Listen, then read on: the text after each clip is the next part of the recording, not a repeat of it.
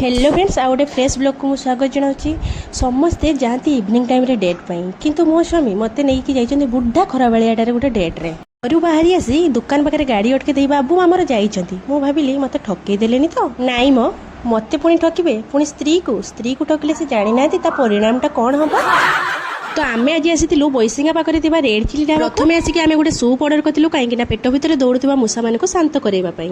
एनकस आसवा भितर मो स्वामी को ये मुझे धमकी कहली जे मते मझिरे मझिरे एमती डेट आनिबो न कंटा चामचटा देखछ तुम आखिरे खेंचीदेमी छाड़ मु आग वचन देखी खाइबा सब गेम्फी गली एते सब खाइबा जारिबा पई लास्ट टिके मसला सोडा पीथिली ता देकी खाइलु जोटा मागणा मिलु सेटा कोन मु छाड़ी देबी देखुना टिश्यू पेपर केतिकी नै कि आछि अमेजिंग।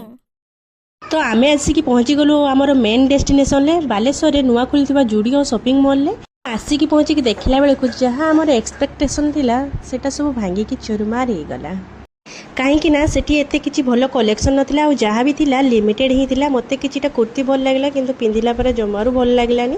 सेठू आमे किछि न आनिकी पळी आसिलु रिलायंस मार्ट को कहीं ना मोर किछि ग्रोसरी सामान आनिबार थिला।